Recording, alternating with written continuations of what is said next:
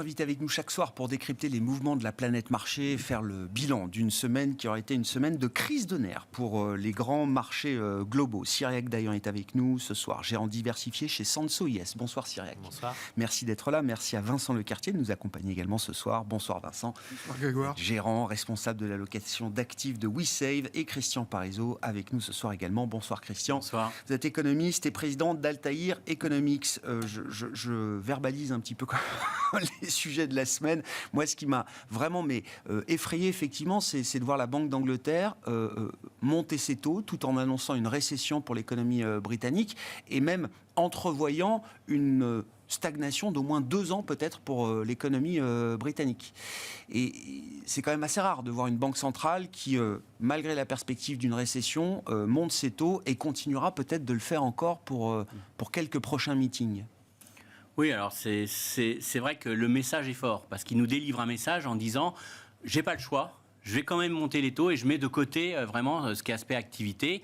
Et derrière ça, il y a le fait que l'inflation va être résiliente. Très clairement, ils disent, voilà, on va vers quelque chose qui va persister, qui ne va pas disparaître par magie comme ça. On est sur quelque chose de dur. On est sur aussi une économie qui va être profondément atteinte par le pouvoir d'achat des ménages. Les ménages aujourd'hui ont une facture, notamment d'électricité, qui explose au Royaume-Uni, qui va sûrement entraîner des impayés importants, parce que la hausse est vraiment impressionnante. Et donc ça veut dire véritablement une consommation qui va être très contrainte dans les prochains mois. Mais pour autant, c'est pas pour autant que l'inflation va se réduire. Donc il va falloir faire beaucoup plus. Et peut-être la seule solution qui lui resterait, ça serait une appréciation de la livre. Manque de chance, oui. sur cette annonce, la livre a plutôt dévissé. Ouais. Mais c'est vrai qu'en général, si elle disait, si elle l'envoyait le message en disant je vais rester accommodant parce que tant pis, j'y arriverai pas sur l'inflation, mais je vais soutenir l'activité en baissant mes taux. Ça peut être pire parce que la livre va s'effondrer et ça va accentuer l'inflation importée. Donc on voit qu'on est là, on est vraiment sur un cas d'une banque centrale qui, quoi qu'elle fasse, elle est perdante. Elle est perdante. Ouais. Elle atteindra difficilement son objectif sur l'inflation, elle ne peut pas soutenir l'activité et derrière, si elle est trop accommodante, le change va lui amplifier la crise. Donc on est véritablement dans une situation compliquée. Alors c'est peut-être une position extrême, peut-être que la Banque centrale américaine, la BCE sont moins dans cette situation, mais on voit que quand même on voit qu'il y a au moins une première banque centrale qui nous envoie un message très négatif. Powell a essayé de nous vendre cette semaine en nous disant il y a un chemin. Alors, il faut qu'il le trouve, le chemin. Il ne l'a pas encore trouvé vraiment. Mais il y a un chemin dans lequel on pourrait préserver la croissance tout en maintenant, en ayant l'inflation qui recule. Mais enfin, c'est qu'un chemin. Et je suis quand même assez hésitant. Et puis, la BCE, elle est prise aussi par 3 dilemmes. Elle doit éviter d'avoir un discours trop accommodant pour ne pas faire s'effondrer le taux de change. Elle doit éviter un écartement des spreads entre souverains avec une Italie qui a des statistiques qui ne sont pas bonnes du tout et une sensibilité à ce qui se passe à la Russie importante. Et puis, derrière, elle devrait essayer de soutenir l'activité qui va quand même aussi avec ce qui se passe sur le pouvoir d'achat des ménages. Donc on voit qu'on est sur des banques centrales aujourd'hui qui sont sur trop d'objectifs et finalement elles pourraient ne remplir aucun objectif. Et ça vraiment, on sort de la période, rappelez-vous, on va être sauvé par les banques centrales, il n'y a plus rien à craindre, il y a plus de facteur de risque. Vous le dites, voilà, les banques centrales ne sont plus nos amis. Ne sont plus nos amis et là même on peut aller, on va dire qu'elles maîtrisent plus grand-chose. On peut dire qu'elles peuvent plus sauver totalement l'économie. Alors je noircis le tableau volontairement, sûr, mais c'est juste pour montrer à quel point on a pu changer en un an l'image des banques centrales, où on était dans un quoi qu'il en coûte monétaire, où tout le monde était dans la même chose, et on était sauvé, et donc une volatilité très basse, et on passe maintenant dans un environnement de volatilité très forte, avec beaucoup d'incertitudes économiques. Le pire n'est pas acquis, mais on voit que quand même, on a des vraies sources d'inquiétude aujourd'hui. Qu'est-ce qui peut éviter que la zone euro se retrouve dans la même situation que la Banque d'Angleterre aujourd'hui? Alors peut-être, vous le disiez, c'est peut-être un schéma exacerbé, extrême aujourd'hui au Royaume-Uni, mais encore une fois, la situation n'est pas beaucoup plus favorable en zone euro qu'au Royaume-Uni aujourd'hui. Non, sur le fond, le choc est le même, mais il y a quelques petits éléments quand même positifs en Europe qu'on n'a pas entre guillemets. Oui, je vais faire certains. Les bonnes nouvelles, on est ravis de prendre toutes les bonnes nouvelles aujourd'hui. Pas pour Christian. Tout le monde. Mon premier argument est vraiment pas pour tout le monde, parce que je vais me faire tuer si les mots, on va dire, mais c'est que les salaires n'accélèrent pas trop en Europe. Alors, alors certains vont me dire c'est quand même pas normal. Oui, mais ça veut dire que la consommation va vraiment ralentir. Alors ça, c'est plutôt mauvais sur l'activité, vous allez me dire. Mais ça veut dire que du côté de la BCE, on n'a pas véritablement un risque à gérer qui serait une boucle prix-salaire. tant que les salaires restent très très inférieurs à l'inflation, on se dit que la pression sur le pouvoir d'achat va faire que ça va limiter la capacité des entreprises à relever leurs prix. Ça va peser sur l'activité, ça c'est évident, mais ça limite quand même le fait qu'il faut vraiment casser l'inflation, qu'on est dans une inflation durable. On est sur un choc importé, un choc externe qui va peser sur la croissance européenne, mais pas quelque chose d'auto-entretenu. Alors que la Fed, elle a quand même le sentiment qu'il y a un risque quand même. Alors on est à 5,5 sur les salaires en glissement sur un an, on est sur une inflation un peu plus élevée, autour de 7-8, mais globalement, il y a une pression sur le pouvoir d'achat, mais il n'est pas aussi fort qu'en Europe. Donc on se dit que la consommation, elle se maintient. Là, il y a un vrai risque de boucle de prix-salaire aux États-Unis ou en Angleterre, où on a quand même des tensions très fortes sur le marché du travail avec le Brexit en plus, c'est une des conséquences du Brexit. Oui, bien sûr. Donc tout ça fait qu'on est quand même sur des choses où l'élément clé, c'est qu'il y a ce risque boucle prix-salaire qui laisse un peu de marge de manœuvre. Mais l'Europe a d'autres problèmes. Et moi, le principal problème, c'est la stabilité de la zone euro, avec un choc qui est très asymétrique, que n'a pas l'Angleterre, que n'a pas la Fed. Donc on a des spécificités et on est quand même dans un facteur de risque qui augmente énormément dans les prochains mois. Est-ce que les banques centrales sont en train de perdre le contrôle? Là, quand on voit encore une fois la semaine, on va revenir sur les mouvements de marché de la semaine, spectaculaires, Chirac, mais qui montrent quand même que les investisseurs sont perdus, on peut le dire comme ça. Enfin, si on regarde les mouvements de marché heure par heure, au quotidien, d'un jour sur l'autre, c'est très très violent, et puis ça va dans un sens, et en sens inverse, dès le lendemain. Est-ce que le marché est en train de craindre que les banques centrales perdent le contrôle? Clairement, il le craint. On est sur un niveau de volatilité implicite qui est vraiment l'indice de la peur, aux alentours de 30, 35, que ce soit en Europe ou aux États-Unis. Quand vous avez ce niveau-là, c'est-à-dire qu'il y a de l'incertitude, il y a du stress dans le marché. Autrement, ce n'est pas le cas. On se situe plutôt entre 15 et 20 en moyenne. Donc il y a du risque aujourd'hui, il y a du risque qui est lié à différents facteurs. On peut y revenir, l'inflation liée aux banques centrales, ce qui se passe en Chine, ce qui se passe en Ukraine. Donc tout ça fait un mélange qui est un peu détonnant et qui complexifie. Et la réaction du marché mercredi est assez intéressante. Annonce de la Fed. Finalement, M. Powell, il dit rien d'extraordinaire dans ce qu'il annonce. Mais à part ce 75 BP où il semble pas extrêmement favorable à augmenter les taux de 75 BP. Mais fondamentalement, la route, elle est quand même tracée. Et la réaction du marché est très positive. Et puis dans un second temps, on a l'impression qu'il y a une réflexion et puis ça redégonfle. Finalement, le S&P, si vous regardez la tendance sur la semaine, on tourne, on en parlait avant, on tourne autour de zéro. Un peu plus, un peu moins. En Europe, c'est pas tout à fait la même chose. Mais l'Europe, il faut avoir en tête qu'en mois d'avril, le S&P baisse de 8,8% quand l'Europe baisse de 2%. Donc il peut y avoir des effets rattrapage. Mais pour moi, ce qui est important, c'est que les banques centrales, il faut qu'elles gardent de la crédibilité. Ce qui m'intéresse en particulier sur la position de la Fed, c'est quand on regarde les anticipations d'inflation, ces fameux break-even. Ils sont restés en dessous de 3, ils sont aux alentours de 2,80 sur le 10 ans. Et ça, c'est à mettre au crédit de la Fed dans cet environnement qui est quand même extrêmement compliqué. On voit que le chemin est en effet limité, mais finalement, pour l'instant, elle arrive à faire croire aux investisseurs que l'inflation ne va pas être durable dans le temps. Et l'inflation, le narratif est crédible. Exactement. Et l'inflation, elle a un effet autoréalisateur. C'est-à-dire que si tout le monde y croit, ça va finalement se matérialiser. Et le pari de la Fed, à mon avis, il est assez simple. C'est qu'elle monte ses muscles. Il y a une crédibilité quand même. On nous annonce des hausses de taux comme on n'en a pas vu depuis 30 ans. Oui, quand même, 50 points de base. C'est la première fois depuis 20 ans. Et c'est vrai qu'on a commenté ça en disant, bon, il ne s'est rien passé. Si, il s'est quand même passé 50 points de base. Voilà. C'est passé ça. Et on en a encore 2 fois 50. Oui, mais c'est pour ça, on se prépare. Mais donc, quand vous regardez les anticipations de ce qui est dans le marché de ces hausses de taux, ils sont dans les cours. Et c'est ça qu'a réussi à faire la Fed. Mais elle garde sa crédibilité si, et c'est ça la question, si l'inflation réelle, le CPI qui va être publié la semaine prochaine, le core CPI, commence à se normaliser et à une normalisation qui doit être quand même assez rapide. Donc je trouve que la Fed, finalement, pour moi, elle joue bien sa partition.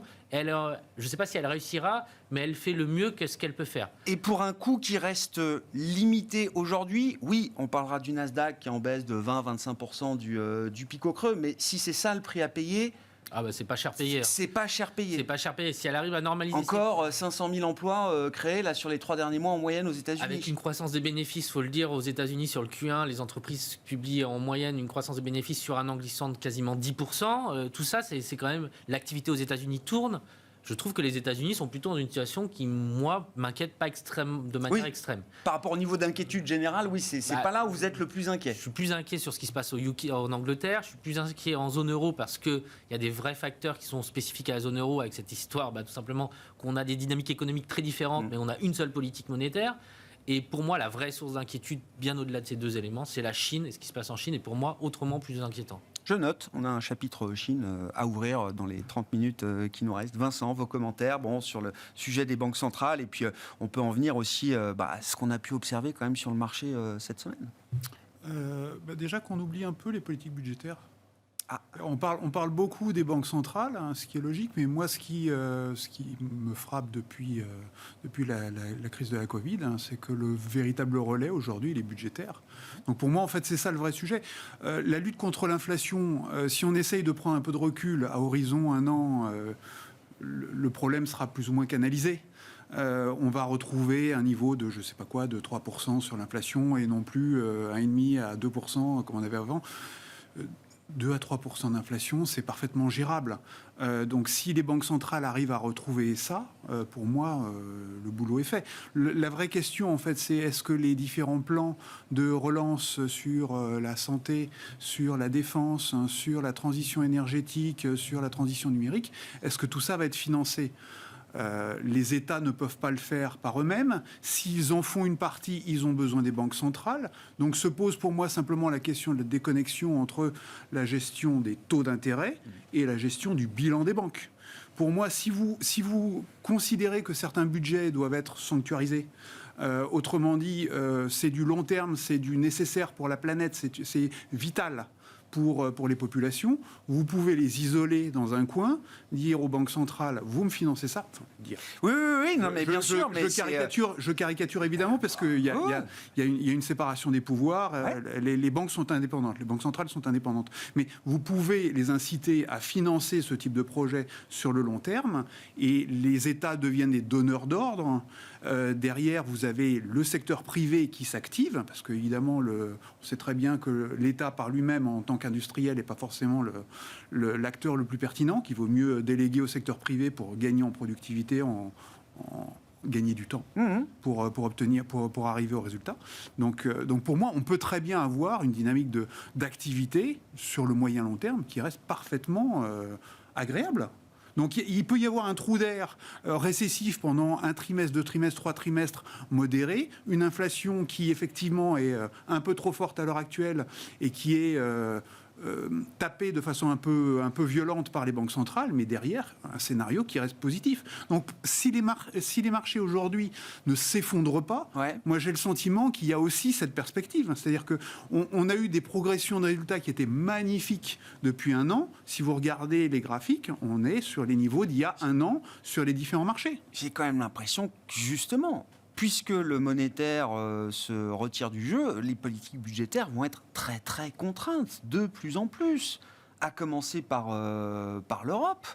Quand l'inflation est à 1%, évidemment, le whatever it takes, on peut faire ce qu'on veut, parce qu'on a la légitimité d'agir pour le seul mandat qui est celui de la stabilité des prix. Quand vous avez 2-3% d'inflation, comment on va vendre aux Allemands qu'il faut que la BCE vienne monétiser la dette déjà que c'était pas facile quand il fallait combattre la déflation, et là c'était légitime, mais si on est à 2% d'inflation, plus aucune raison de faire intervenir la Banque centrale. Parce que je pense qu'aujourd'hui... Donc il va falloir financer ça de manière autonome. Oui. Et je pense que les Allemands ont compris aujourd'hui qu'ils ont deux faiblesses. Une source d'approvisionnement énergétique russe qui pose un vrai problème et une destination de leurs produits qui est la Chine qui pose également un problème. Donc il va falloir de toute façon se reconstruire. Donc pour moi, il va y avoir nécessairement une remise à plat des équilibres en Europe et ça passera pour moi très probablement, parce qu'on l'a déjà fait une première fois avec la Covid, par des levées de capitaux communes. Et ces levées de capitaux communes, pour moi, il faut simplement ne pas les gâcher. C'est pour moi ça le grand sujet. Ouais. Donc c'est plus, je pense que la rigueur allemande, elle va s'appliquer sur l'emploi des capitaux, mais pas forcément sur la masse de capitaux utilisés. Mais là, vous parlez quand même d'un horizon de temps qui est pas immédiat. Dans le temps des marchés. Quand l'Allemagne vous dit je vais déjà dépenser 100 milliards pour la défense en urgence et derrière c'est 2% de mon PIB qui va venir systématiquement, une partie de mes excédents commerciaux structurellement constitués depuis des années, ils vont être réaffectés à des dépenses ou de la consommation nationale ou européenne. Donc pour moi, il y a bel et bien une dynamique européenne qui va se construire. Alors je dis pas que ça va pas se faire facilement. Il y aura des phases de douleur dans tout ça. Évidemment. Mais je ne suis pas spécialement pessimiste. Non. C'est notre sujet du jour. Comment on reconstruit un policy mix quand il n'y a plus les banques centrales dans le jeu? Celles qui ont été là depuis 10 ans et qui ont permis ce confort budgétaire absolu dans lequel on a vécu jusqu'au paroxysme Covid, où là, tout était mis sur la table. Il faut quand même relativiser, ça ne disparaît pas. Hein. Je vous rappelle que la BCE va détenir tout ce qu'elle a acheté comme obligation durant la pandémie jusqu'en 2024. Hein. Oui. Donc on n'est pas non plus comme la Fed on couvre plus les achats. Enfin, on couvre plus la dynamique. Partie, mais il y a quand même une grosse partie de la dette aujourd'hui qui est bloquée dans le bilan de la BCE et qui coûte rien aux États. Hein. Faut pas. Oui, mais toutes les nouvelles émissions, toute la nouvelle dette, tous les nouveaux déficits, mais attention, ils sont plus couverts. Juste pour rappeler, parce qu'il faut quand même avoir ça en tête. Aujourd'hui, le niveau d'endettement de l'État français, si vous retirez la dette BCE, il est exactement identique à celui d'avant le Covid. Donc, tant que la BCE garde cette dette française dans son bilan, le risque crédit de l'État français et la capacité d'endettement supplémentaire de l'État français n'est pas remis en cause. Maintenant, c'est vrai qu'il va y avoir une pression beaucoup plus forte, à mon avis, des taux d'intérêt, parce qu'il va y avoir une exigence de rendement. On enlève la bulle sur l'obligataire. Et la Banque centrale, par ses achats, avait créé une bulle. Donc, ça signifie quand même une flexibilité beaucoup moins forte. Maintenant, aussi, on a quand même un effet recette qui est là. L'inflation nourrit une partie des recettes, notamment de TVA. Alors, c'est un mauvais choc là, parce que c'est un choc externe, donc c'est un choc qui pèse sur l'activité. Donc c'est pas une bonne inflation. Une bonne inflation pour l'État français, ça serait une inflation. C'est pas des recettes fiscales soutenables. Voilà, ça serait lié à une dynamique interne. Hein. Mais en tout cas, on n'est pas dans une situation aujourd'hui dramatique. Je dirais ce qui va vraiment poser problème dans la zone euro, pour moi, c'est la situation de l'Italie. Parce qu'on est dans un choc asymétrique avec un risque de nouveau d'instabilité politique. Et le fait que ça soit M. Draghi aujourd'hui, ça joue énormément dans la stabilité de l'Italie sur les marchés obligataires et sur le niveau des spreads italiens. Si ce n'était pas lui, le spread serait déjà à plus de 200 BP. Je pense que déjà, il serait et on voit que ça peut arriver très vite, des tensions. On a déjà vu au premier trimestre un PIB qui n'était pas très bon en Italie. On sait qu'il y a des statistiques qui ne sont pas très bonnes actuellement. Et on sait que l'Italie, avec l'Allemagne, ils sont les deux pays les plus affectés. Alors l'Allemagne, on n'est pas trop inquiet, mais l'Italie, ça peut jouer très très vite. Le discours officiel de la BCE pour l'instant, alors ils essayent de faire remonter un peu l'euro, là, c'était le tir de barrage au quiche du jour, on va monter les taux, on se dépêche, le 9 juin il y a une réunion, il faut agir, etc. Donc ça évite à l'euro de baisser plus que nécessaire. En revanche, ça met de la tension sur les spreads. Et quand on interroge le gouverneur de la Banque de France, François Villeroy-Gallo, il dit « Ah non, pas besoin de donner de détails pour un arsenal anti-crise ».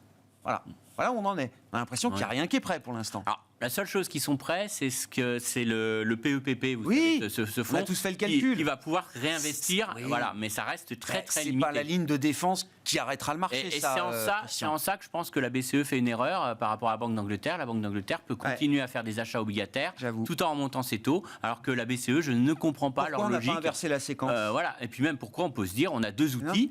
On a plein d'objectifs, on a deux outils, il y en a un qui sont totalement indépendants. Et pourquoi pas On a été capable de renverser les tables un nombre de fois incroyable depuis des années en matière de politique monétaire. Et là, cette séquence, elle est inamovible. Si je veux me faire, moi je ne suis pas pour, hein, moi je pense qu'ils font une erreur. Mais il y a peut-être de ne pas distinguer les deux armes et de la maintenir. La seule chose que je pourrais dire, qu'en Europe, il y a un élément, ils ont peut-être peur de se faire attaquer à la cour de Karlsruhe en disant que s'ils font ça pour des raisons institutionnelles. Bon, je peux comprendre, enfin, c'est sur cet aspect juridique. Mais sur le fond, en termes de politique monétaire, pour moi, c'est une erreur de politique monétaire de ne pas distinguer véritablement ces deux armes. Et c'est vrai qu'on va... De toute façon, regardez la dernière conférence de presse de Mme Lagarde, les journalistes, une grosse partie de la conférence de presse a tourné comment vous allez faire s'il y a des écartements de spread. Et tout le monde était là-dessus. Et donc s'ils ne peuvent pas répondre à cette question aujourd'hui, c'est qu'il y a un risque juridique qui les empêche. Je pense... Alors, c'est la seule explication que j'ai. Ils n'en ont jamais officiellement parlé, donc je ne vais pas vous leur faire. Mais on sait tous qu'à chaque fois, il a fallu défendre les décisions de Mario Draghi. Mais comme il y avait 1% d'inflation,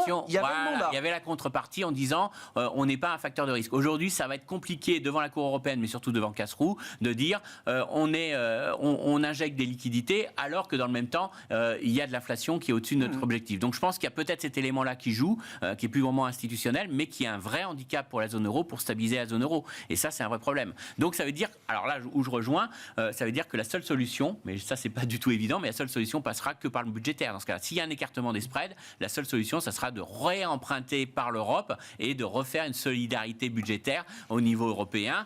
Est-ce que l'Allemagne est prête à y aller de nouveau? C'est pas évident. On a l'impression qu'à chaque fois la barre est quand même très élevée.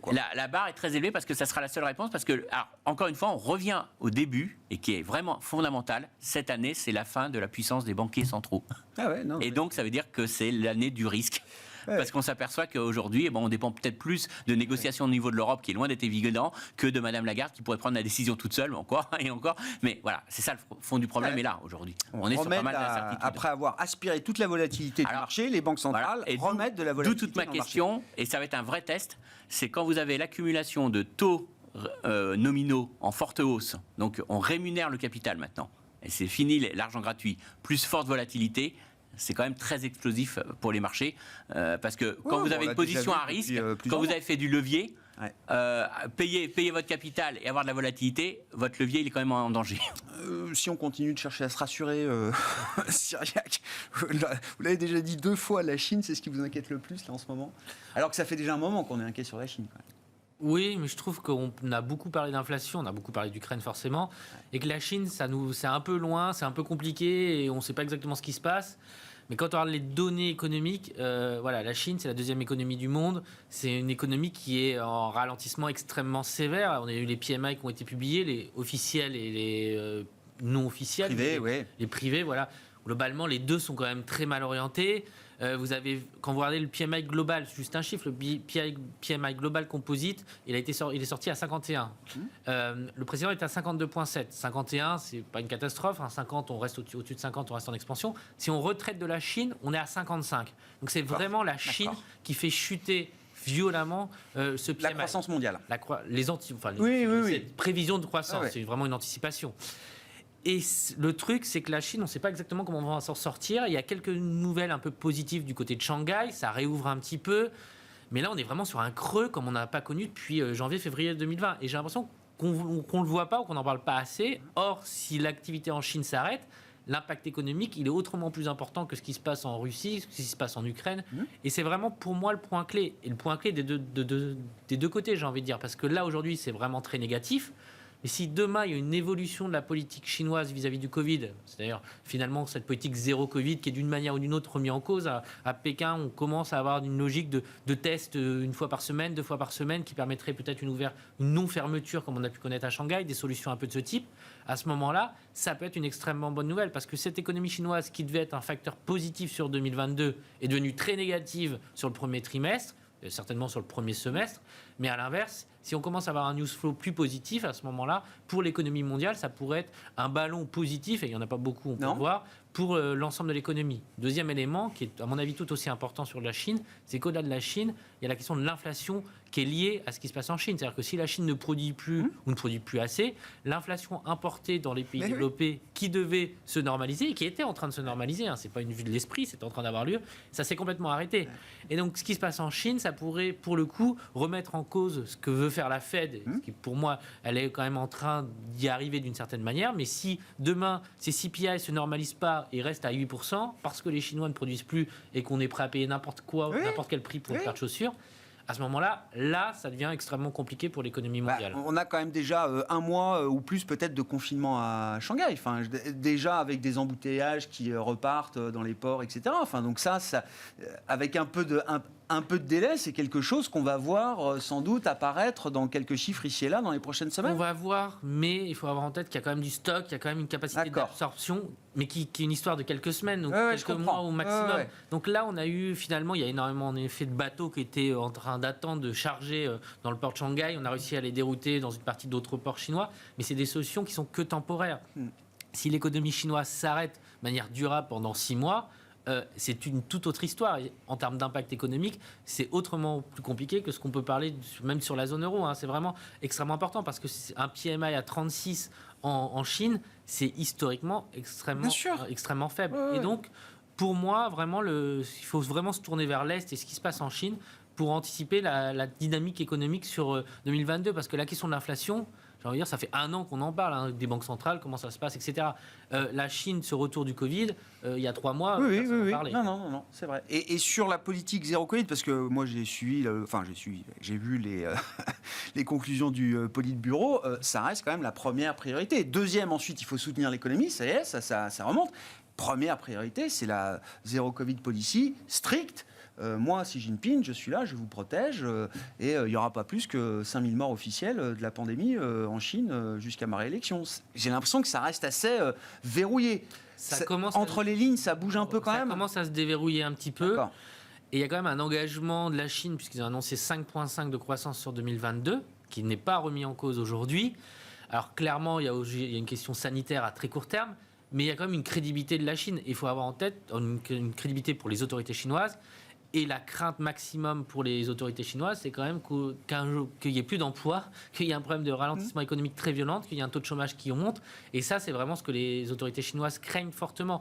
Donc je pense qu'aujourd'hui, ils cherchent une solution pour atteindre ce 5,5. Alors la première réponse qu'ils ont faite, qui était logique, parce que contrairement à nous autres pays occidentaux, eux ont les moyens de relancer l'économie avec une relance budgétaire et monétaire, ce qui n'est pas le cas de quasiment tous les pays dans le monde. Mais ils se rendent bien compte que ce n'est pas assez et qu'il va falloir réfléchir à cette politique zéro Covid. Bien sûr. Et donc, il y a quelques éléments que je trouve un peu plus positifs. Maintenant, on voit que c'est extrêmement compliqué. Et tant qu'on n'a pas une inversion durable à Shanghai de la situation, là, il reste une zone d'incertitude. Voilà. Mais il faut avoir en tête qu'aujourd'hui, c'est un stress. Demain, c'est peut-être une opportunité. Vous achetez l'idée que la Chine peut... ça va tellement pas bien que ça peut être une source d'espoir conjoncturel pour la deuxième partie d'année, Vincent ? Moi, ça fait des années que je me méfie de la Chine, donc ça, c'est un autre sujet. Oui, je pense que de toute façon, on est dans la phase difficile qui ne peut que s'améliorer. C'est un petit peu comme l'inflation. On est dans une situation où le pic approche. Je ne sais pas quand il est exactement, mais le pic approche. Là, on est dans une situation où le pays confine une grosse partie de sa population, de son économie. Donc, par définition, on va aller vers quelque chose d'un peu mieux. Ça ne veut pas dire quelque chose de stable, puisqu'on risque d'avoir de nouveau du stop and go tant qu'ils n'auront pas accepté du Pfizer. On continuera dans une situation difficile. Je pense que la préoccupation, elle est un peu comme aux États-Unis. Il y a une question de calendrier. C'est cet automne qui est important pour Xi. C'est cet automne qui est important pour Biden. Donc voilà, je pense que jusque-là, on continuera d'avoir une surveillance, une sursurveillance sanitaire en Chine qui risque de poser problème aux pays occidentaux et au pays lui-même. On est dans une situation d'économie mondiale qui doit gérer la pénurie de main-d'œuvre, de la pénurie de pétrole, de la pénurie de matières premières, de la pénurie de semi-conducteurs. Et je pense que c'est probablement une des grosses transformations à laquelle les entreprises vont devoir se mettre en place. Elles vont devoir réorganiser tout ça, réorganiser les sources d'approvisionnement, mieux les diversifier, les relocaliser de temps en temps. Donc je pense que tout ça, c'est un énorme travail qui va devoir se mettre en place. Ça nécessite beaucoup d'investissement de la part des entreprises. Donc, d'une certaine manière, c'est aussi une forme d'auto-entretien de l'économie, même si la consommation des ménages devait être d'une certaine manière difficile. Du côté de l'investissement des États et des entreprises, je pense qu'on a une mécanique un peu auto-entretenue, un peu mécaniquement auto-entretenue sur les prochains mois, voire années. C'est le thème CAPEX, le thème investissement aujourd'hui qu'il faut surveiller. Derrière la Chine, alors, le yuan est quand même un exemple assez marquant de... la volatilité extrême qu'on a retrouvée sur les grandes devises, Vincent. Le yuan, c'est quand même 4-5% de baisse en 3 semaines, un mois, pour une monnaie qui est contrôlée. Alors, le dollar est très très fort. Et j'ai regardé sur le graphique, c'est intéressant. C'est-à-dire que le yuan commence à lâcher au moment de l'invasion de la guerre, de l'invasion ukrainienne par Vladimir Poutine. Et derrière, effectivement, ça accélère et puis on se retrouve avec l'idée d'une dévaluation quand même. Ça bouge contre dollar. Oui. C'est un mouvement de 5% contre dollar. Ouais. J'ai regardé avant de venir. Contre euro, c'est 0. Contre livre sterling, de mémoire, on est à 1% de variation. Contre Japon, on est à 2% de variation. Sachant qu'il s'apprécie. Le yuan continue de s'apprécier d'1% contre la livre sterling et de 2% contre le yen. Donc c'est avant tout une histoire du dollar. C'est le dollar. C'est le dollar à l'heure actuelle. Pour moi, il y a un mouvement de précipitation internationale vers l'actif défensif, l'allocation naturelle, c'est de se réfugier sur les États-Unis parce qu'ils sont producteurs de matières premières, parce que c'est un secteur de la défense qui est fort, parce qu'ils sont plus ou moins autonomes, parce qu'ils sont loin des conflits, parce que à tous les niveaux, et il n'y a pas la problématique du zéro Covid chinois, à tous les niveaux, c'est la zone refuge naturelle. Donc vous faites quoi ? Vous voulez aller sur les États-Unis, vous achetez du dollar pour pouvoir vous acheter les actifs aux États-Unis. Donc, pour moi, la mécanique, elle est assez logique. Mais quand je regarde les mouvements sur le yuan versus les autres devises, moi, pour le moment, j'ai pas l'impression que ça soit quelque chose de significatif. Et je pense que l'ambition du pays, sur le long terme, de toute façon, elle est d'avoir une véritable assise économique, mais assise financière aussi, une véritable reconnaissance, comme quoi sa devise vaut quelque chose. C'est pas pour rien s'ils font un effort pour développer le yuan ou ce genre de choses. Ils ont bel et bien des ambitions financières internationales. Et la volatilité des devises, on boucle un peu avec le sujet Banque centrale, mais ça devient aussi un sujet politique, là. Enfin, je veux dire, ça commence à créer des questionnements politiques. Je sais pas, la faiblesse du yen, c'est peut-être une concurrence accrue pour l'Allemagne, par exemple. Pour moi, c'est pas... qui est un peu positionné sur les mêmes. Pour moi, c'est pas tant les ampleurs, d'exportation, c'est pas tant les ampleurs, c'est les vitesses qui posent problème, parce que derrière, les entreprises ont énormément de mal à s'adapter. Quand vous essayez d'acheter des couvertures sur les devises, ça vous coûte une fortune.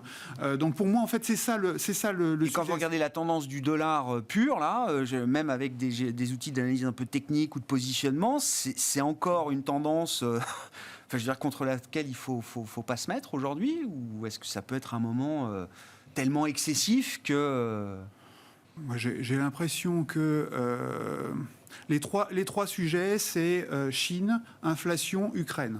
Ukraine, je ne sais pas quand ça va se débloquer. Donc, voilà, joker. La Chine, c'est d'une certaine manière elle-même qui le pilote. Donc là, on n'a pas la main non plus. Donc le dernier sujet, c'est l'inflation.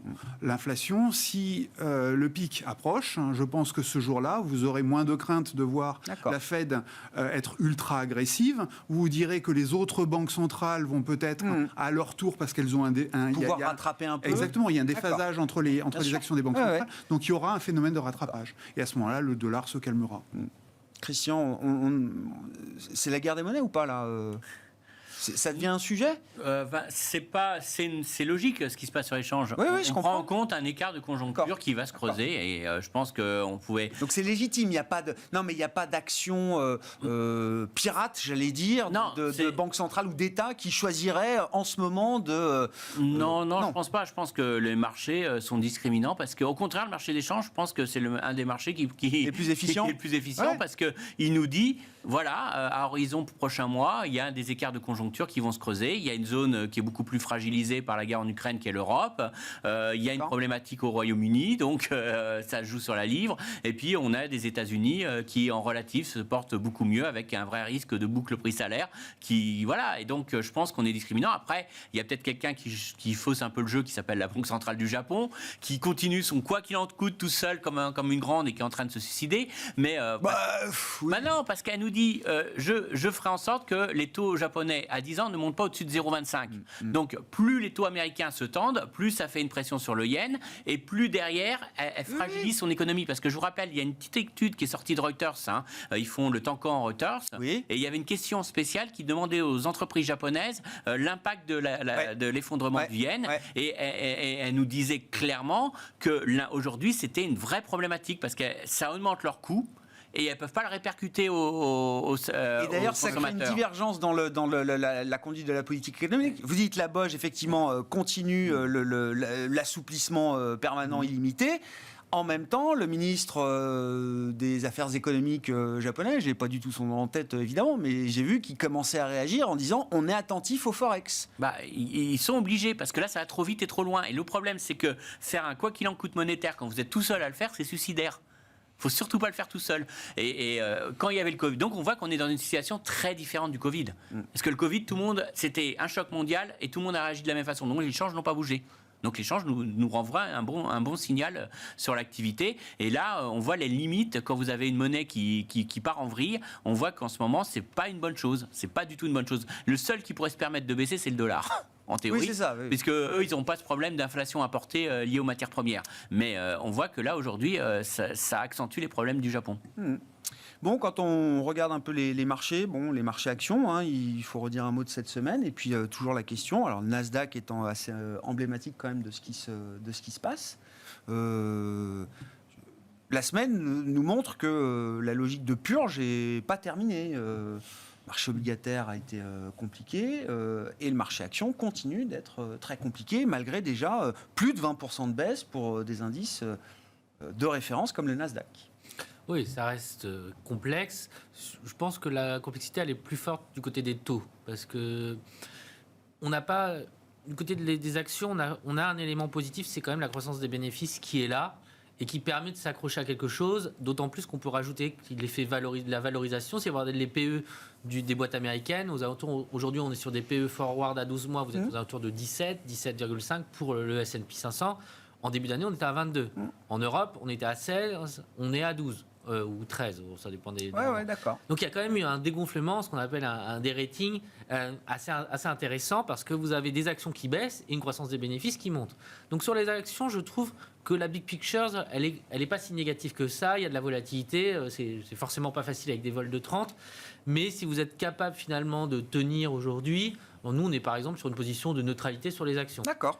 Sur les côtés de l'obligataire, le sujet est plus compliqué parce qu'aux US, on est sur des taux 10 ans à 3,10 là, à l'instant T. À quel niveau on considère qu'il y a de la valeur sur les taux américains ? Quand on est parti en début d'année, il faut le rappeler, on était à 1,50. Ça veut dire qu'on a quand même multiplié par 2 le 10 ans américain. En termes de PNL, on est quand même sur des fortes baisses. À 3,10, acheter des obligations américaines qui apportent un vrai rendement avec une exposition dollar. J'ai du mal à croire que certains fonds souverains ou certains fonds vont pas venir, certains fonds de retraite vont pas revenir sur la classe d'actifs à un moment donné.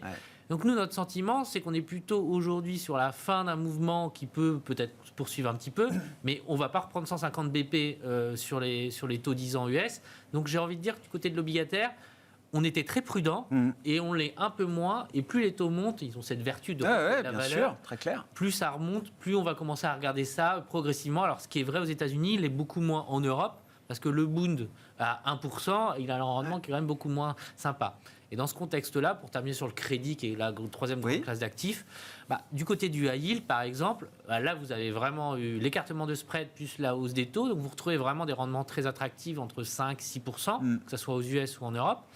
Et si vous n'êtes pas, parce que in fine, dans toute notre discussion, je pense que le terme qui n'a pas été utilisé, c'est récession.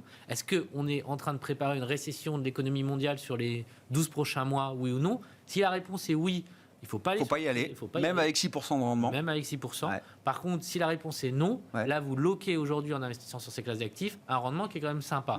Je ne dis pas que ça ne peut pas aller à 7 ou 8, mais à 6%, vous trouvez quelque chose de très sympathique. Et donc, sur le crédit, nous, on trouve en particulier que sur le high yield, on recommence à retrouver de l'intérêt aussi à se repositionner aujourd'hui. Bon, sur les stratégies et les positionnements en matière de location d'actifs, puis le Nasdaq, bien qu'on en redise un mot aussi, la semaine a été très très violente. C'était, j'ai vu hier, 7% de baisse pour les GAFAM, quoi, en moyenne, sur la séance où le Nasdaq perd à l'arrivée 5-6%. Oui, parce qu'on tenait à bout de bras en fait les marchés actions américains grâce aux GAFAM depuis un an. Donc là, on a effectivement une phase de... Alors, je ne sais pas si c'est capitulation ou en tout cas de... On allège de façon un peu systématique les marchés. Comme ce sont les plus gros poids dans les indices, mécaniquement, c'est là que ça finit par peser le plus. Donc pour moi, il y a un nettoyage qui est en train de se faire. Je rejoins entièrement la question du... on n'est peut-être pas loin d'un point haut sur les marchés obligataires américains. Si c'est le cas, ça veut dire qu'il va falloir que le caractère négatif en fait, que pouvait avoir la hausse des taux d'intérêt sur les valorisations des valeurs du Nasdaq, peut-être qu'on n'est pas très loin du bout. Donc moi, c'est un premier argument. Ça marche ensemble, ça, effectivement. Pour moi, les deux sont liés. Donc pour moi, si on a bel et bien une anticipation de marché obligataire qui redevient un peu intéressant, il faut se réintéresser simultanément au Nasdaq. Peut-être pas avec le même timing précis, mais pour moi, il va falloir le re-regarder. Deuxième point, les prochaines publications qui viendront. Pour moi, assez logiquement, avec le zéro Covid en Chine, on va avoir un certain nombre de problématiques d'approvisionnement de différents produits pour les pays occidentaux. Donc les sociétés industrielles, je pense, vont avoir du mal. On a vu les commandes à l'industrie Allemagne, chiffres horribles sur le mois de mars, en anticipation de ce que ça va donner. Les ventes que vous aurez fait en Chine, s'il y a du confinement, par définition, c'est pareil, ça va être compliqué. La question du coût des approvisionnements en matières premières, la question de la protection des effets de devise sur vos activités. Moi, je pense que les thématiques industrielles sont très probablement plus à risque sur les prochaines publications que les valeurs technologiques qui, je caricature à l'extrême, il faut faire du cas par cas évidemment, mais qui, grosso modo, n'ont une seule véritable difficulté qui est de devoir gérer des problématiques salariales. Et les problématiques salariales, elles géraient ça avant la Covid. Enfin, c'est quelque chose de permanent. Elles ont toujours l'habitude de cette guerre des talents, etc. C'est dans leur modèle économique. Donc pour moi, cette problématique-là, elles sont capables d'y répondre. Donc moi, mon pressentiment, c'est qu'en timing, le Nasdaq, alors peut-être qu'on va baisser encore un petit peu, c'est pas la question. Mais pour moi, il faut le regarder maintenant parce qu'on approche probablement d'une zone intéressante désormais par les taux et par les rotations qui devraient se faire pour les prochaines publications. Ouais, très clair. Pour conclure, oui, 3,10, 3,15 sur le 10 ans américain, ça doit réintéresser des investisseurs institutionnels, fonds de pension, de retraite, etc., Christian ? Oui, très clairement. Moi, je vois pas forcément les taux longs américains dépasser les 3,50. Ça me paraît vraiment un niveau. J'ose pas aller au-delà. On basculerait dans un autre monde. Ce serait une autre situation. Ça me paraît peu probable. Oui, mais les choses peuvent changer. Mais il y a un élément qu'il faut avoir conscience, hein, c'est que la dette américaine est très ouverte sur l'étranger. Oui. C'est-à-dire qu'une grosse partie du financement de la dette américaine, c'est des Japonais, c'est des Européens. Et donc aujourd'hui, ils sont pas soumis à l'inflation. Ils s'en moquent que l'inflation soit à 8 ou à 10 aux États-Unis. Eux, ce qu'ils regardent, c'est le change. Oui, donc, est-ce que le dollar va monter et est-ce que je vais avoir du rendement et derrière. Et si je vous dis aujourd'hui qu'on atteint des niveaux aujourd'hui avec un taux sans risque à 3,50, voilà, ça reste confortable. Donc je pense que le statut véritablement défensif des obligations américaines revient très largement maintenant à ce niveau de taux. Il y a au moins de l'attrait relatif là effectivement sur cet obligataire américain aujourd'hui. Merci beaucoup messieurs, merci d'avoir été les invités de Planète Marché ce soir. Christian Parizeau, économiste et président d'Altair Economics, Vincent Lecartier, gérant senior et responsable de l'allocation d'actifs de WeSave et Cyriaque Dayan, gérant diversifié chez Sanso IS.